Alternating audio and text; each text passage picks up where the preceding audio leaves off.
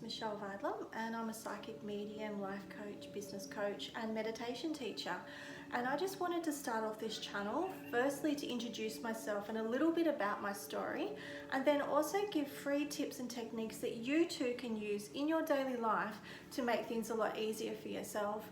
And also just knowing why, and also when the universe is sending you signals and you're just not quite sure what to do in your life, the different techniques that I'll be teaching, you'll be able to draw upon and get more in tune with your own intuitive ability and be able to use that in any life situation.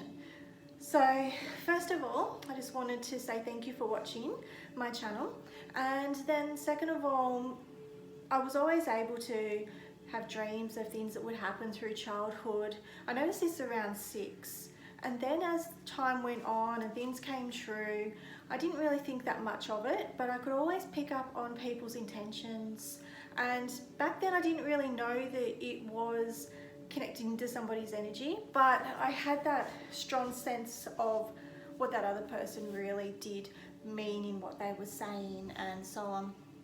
And going back years ago now, I was resuscitated in intensive care. Doctors didn't give me much of a hope of living. And I fought really hard to continue to be here. And I know at that time I actually did flatline.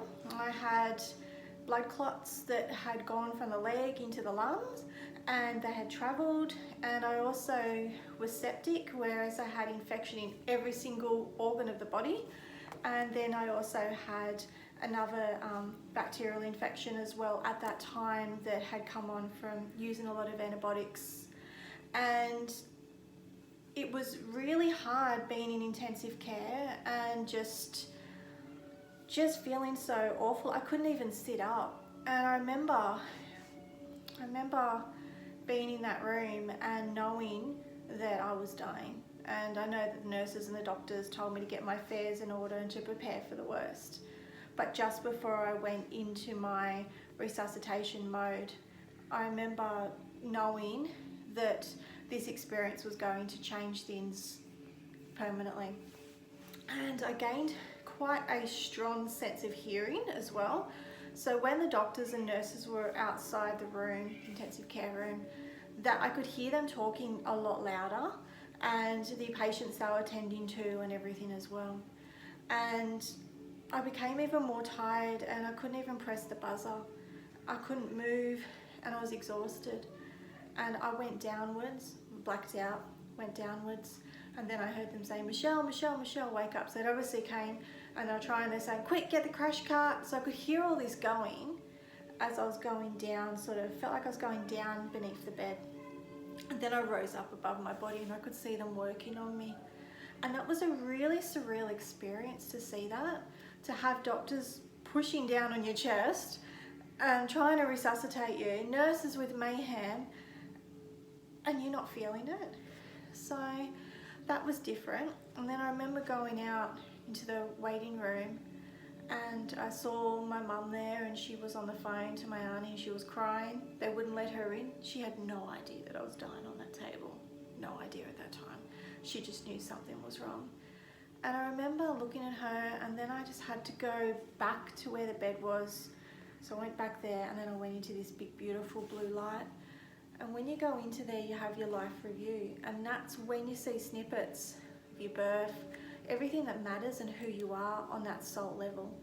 And it's very eye-opening, but it's very factual at the same time too. So I could see where I went wrong, and I could see the things that I hadn't ticked off. And with that information, it was more of a, well, I wish I had have done this, and if I had have done this, this would have happened. So it wasn't a regretful sort of thing, it was more just summarising everything that had gone through in my life. And then I went up through the tunnel and the light, and I saw passed over loved ones, and when I went up there I was like, no, I don't want to be here, I don't want to come back here, please let me go back down. There's things I want to do in my life, and I'm wanting to help people in so many levels, and I just haven't finished a lot. And at the time I was only 29, so that was quite young in my eyes for something like that to just be it. yes, I ticked a lot of the boxes. I had lived a full life of doing a lot of things that I did want to do, but I hadn't really lived completely in the moment. And fast forwarding, they did allow me to come back. And one of the conditions was that when I came back that I would also help other people by doing readings and teaching different techniques that I know for them to connect in with their own soul. So here I am, years later. I've been a reader for 6 years now, going on 7 years, and it's been one of the most rewarding things that I've done. But then I've also found a lot of who I am as a person and that inner peace. And also when I came back, it was really full on because I could read into people and all their intentions and everything's gone on in their life. And I remember the nurse was helping me because they had to put a line in through here and my neck into my heart. There was so much that they had to do. And I was telling her her secrets and different things, and she was just shocked, literally shocked. And of course, you know, she volunteered to come in and see me when she could. But then I also did have the other nurse that was assigned to me 24/7 because I was such high care.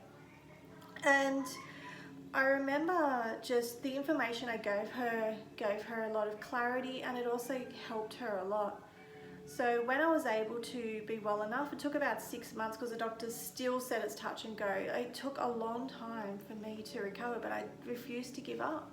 I wrote a journal, and I sat down each night, and no matter how tired I was and how much pain I was in, because I was in shocking pain for 6 months straight, and I would write down what I was grateful for and that I was going to do all these other things when I was well enough, and I ticked off all the things that I could do. I didn't leave it till a year from now or till tomorrow.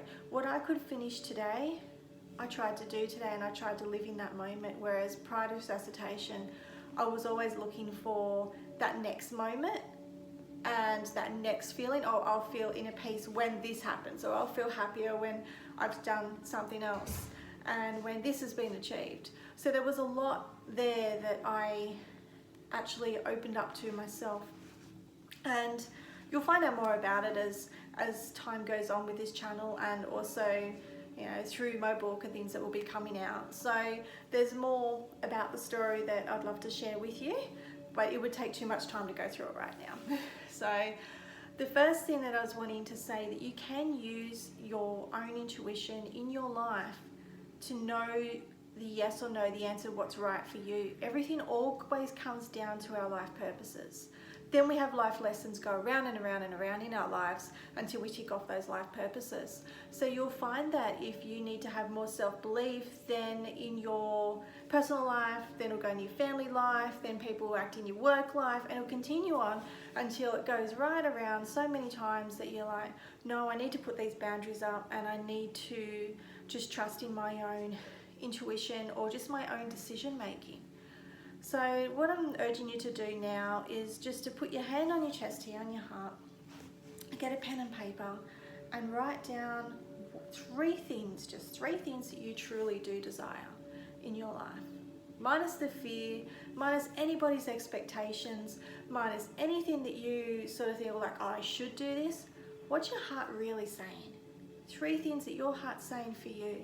Because I found the way to manifest things, the way to be at peace with yourself, and the way that the universe can bring extra things into your life is by you being clear about what you really do want. Not out of judgment, not out of fear, not out of what others expect of you, but what you truly do want that will make you happy from the inside out. So, you know, if it's $10 million for the next properties, well, is that really going to, yes, that'll make you happy on certain avenues, but is that really going to make you feel fulfilled within here on who you truly are? Are you making a difference to yourself by doing these 3 things that you're choosing, or is it more on that superficial layer? Money is a form of energy exchange, and yes, it does make the world go round, but at the end of the day, you can't take it up there with you when you go up in the universe. So the universe always brings things back to your personal development, your personal journey, and what's right for you. So I look forward to hearing about your questions that you have written down. Feel free to message me on my Hello Again Psychic, Michelle Vidler, Hello Again Psychic, it is on Facebook. Otherwise, it's michellevidler.com, VIDLER, on my website. And also feel free to leave a comment here if you like. I look forward to talking to you soon. Thanks for watching. Bye.